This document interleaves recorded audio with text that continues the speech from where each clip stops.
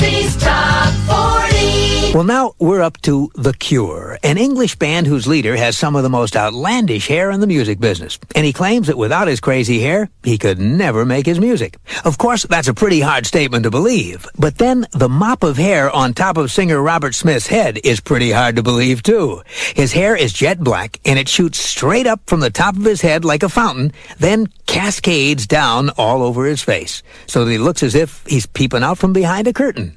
Robert's hair is a trademark for The Cure, and it's a style that's imitated by many of the band's fans. Now, you might say that no matter how outrageous it is, hair is just hair, right?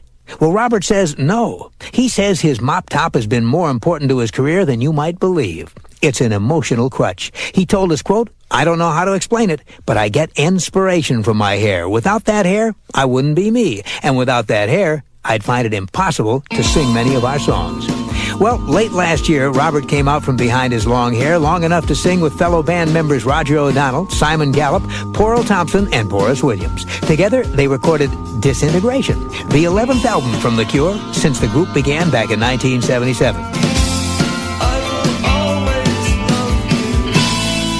Debuting at number 40, that's Love Song from a band that was once called Malice. These days, they're simply known as The Cure. The hits from coast to coast.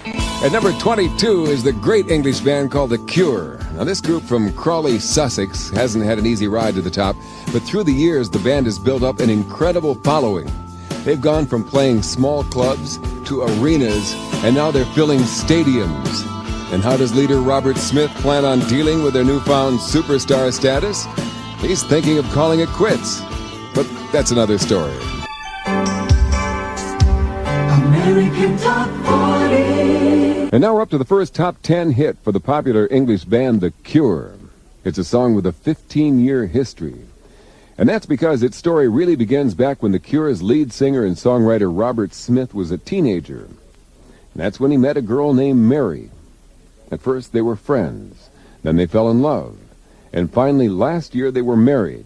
Robert Smith says, "We'd known each other for so many years that we decided that when we'd known each other longer than we hadn't known each other, we'd get married."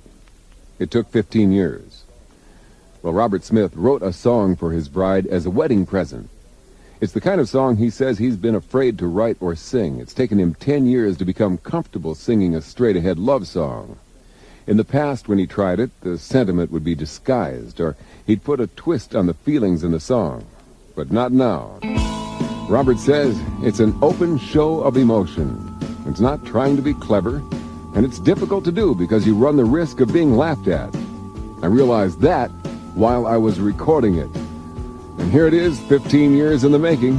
The kind of song Robert Smith was once afraid to write. He wrote it as a wedding present, and it's become a top 10 gift for The Cure. Hey, yeah!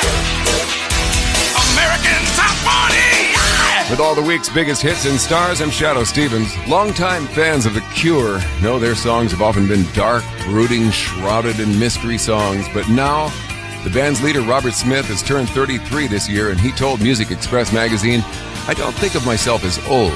It's just that from time to time I get the feeling that I'm losing something through getting older. I just worry about the effect that it has on me, a kind of cynicism, being jaded, but I'm not a miserable person." And we have proof positive right here. His music is sounding more youthful, more giddy than ever. Casey's Top 40. I'm Casey Kasem. Casey's Top 40 originates in Hollywood. Moving up a notch to number 8 is The Cure, an English band led by Robert Smith. He's a singer who says he just loves to be gloomy.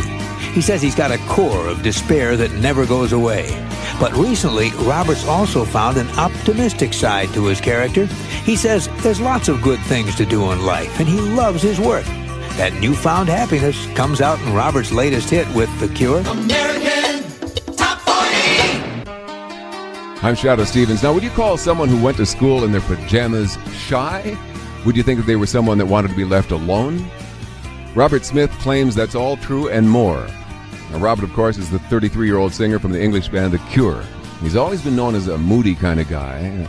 I mean, just consider his look for a minute. His hair, a black tangled mane. His face, impossibly pale, blood red lipstick, black nail polish, a dark rebel for all of his fans to imitate and emulate, but let's assume that he was a fairly normal young boy who'd get up in the morning, eat breakfast, brush his teeth, and go to school, but sometimes young Robert would simply skip the step of getting dressed.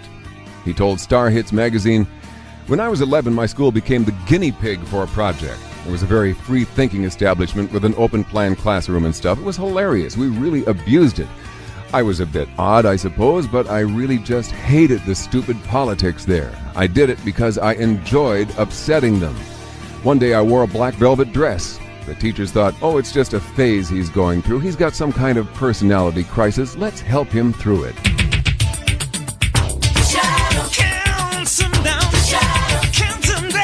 Hit number 21 is the current hit by The Cure. It's from their latest album, Wish. It's kind of a happier, bouncier album than their last one. And when we got a hold of The Cure's leader, singer Robert Smith, he told us about it.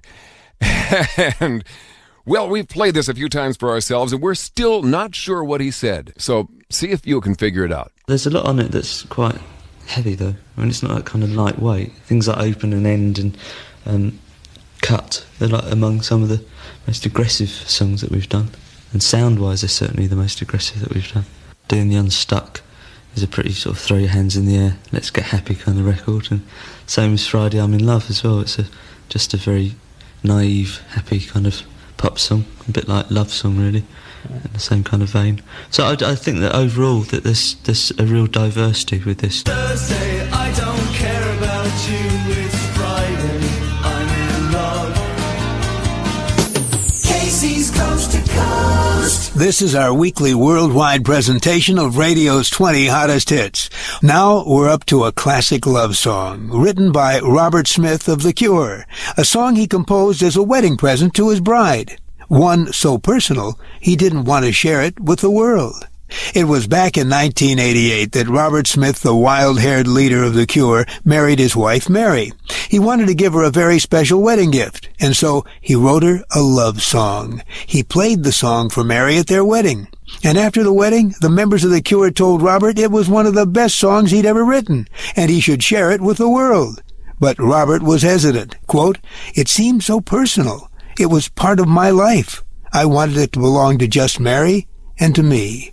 But eventually, his bride told Robert the band was right. The song was too good not to share. So The Cure recorded it, and it became a classic love song. From 1989, here's The Cure with Love Song.